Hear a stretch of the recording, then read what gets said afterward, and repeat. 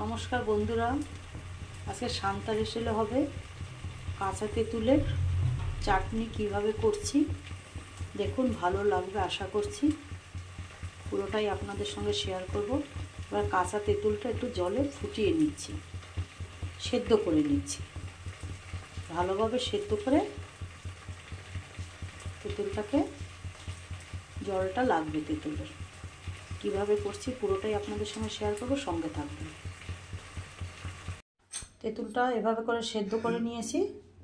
এবার গরম গরমই, হাত তো দেওয়া যাচ্ছে না, এভাবে করে চটকে নেব। ভালো করে চটকে জলটা একদম সেঁকে নেব। এই তেঁতুলের চাটনিটা খুব ভালো লাগে। এটা কাঁচা তেঁতুল সেদ্ধ করে জলটা চাটনিতে সেঁকে নেব। তারপরে কিভাবে করছি পুরোটাই দেখাচ্ছি। সেদ্ধ করতেই হবে তেঁতুল, না হয় না কাঁচা তেঁতুল।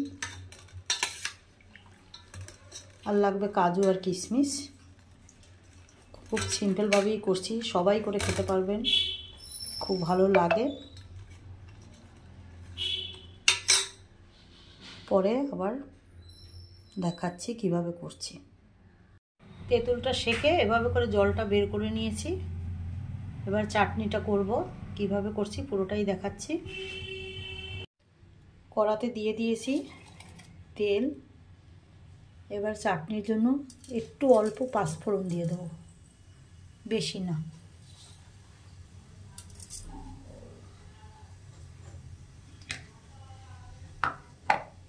পাঁচফোড়নটা হবে, আর পাঁচফোড়ন একটু ভেজে গুঁড়ো করে নেব, এটা লাগবে এখানে। আর পাঁচফোড়নটা হয়ে গেছে। এবার যে কাঁচা তেঁতুলের জলটা করে রেখেছি সেদ্ধ করে, সেই জলটা এই ফোড়নটার ভিতরে দিয়ে দেবো।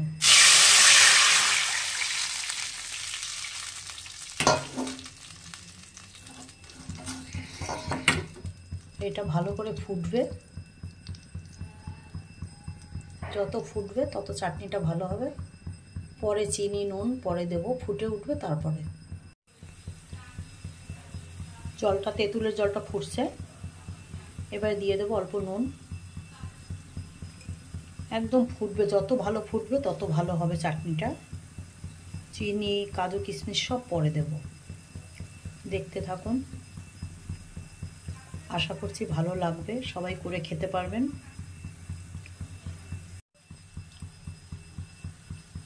এবারে দিয়ে দেবো চিনি বা মিশ্রি, যেটাই দিন না কেন। আমি দিচ্ছি মিশ্রি, এখানে 100 গ্রাম মিশ্রি আছে, এটা দিয়ে দিচ্ছি।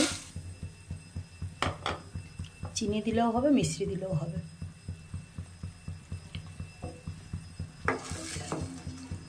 খুব ফুটতে ফুটতে ঘন হয়ে যাবে।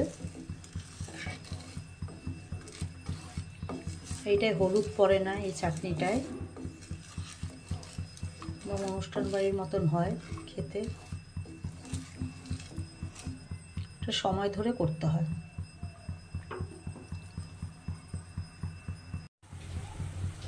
দারুণভাবে ফুটছে দেখুন তেঁতুল চিনির এটা। এবারে এটার ভিতরে দিয়ে দিয়েছি কাজু আর কিশমিশ। এই চাটনিটা আমি যাকেই করে খাওয়াইছি সবাই ভালো বলেছে। একদম ঘন হয়ে যাবে এটা ফুটতে ফুটতে। আপনারাও করে দেখবেন।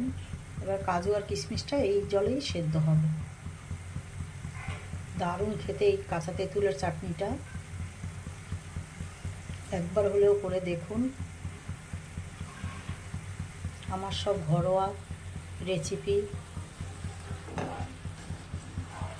একদম জলটা শুকিয়ে যাবে, যত শুকাবে তত ভালো হবে চাটনিটা। একটু মিশ্রি বা চিনিটা বেশি লাগে কাঁচা তেঁতুলের, যেহেতু টক ভাবটা বেশি।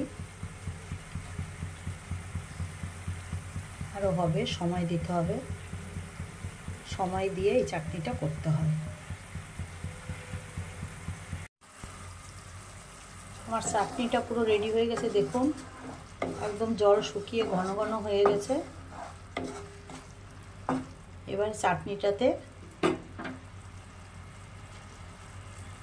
1 চামচ পাঁচফোড়নের গুঁড়ো, করে রেখেছিলাম এটা দিয়ে দেবো।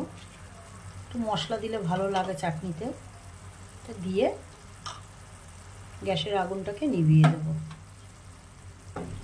আমার চাটনি রেডি। পুরো চাটনিটা তেঁতুলের চাটনি।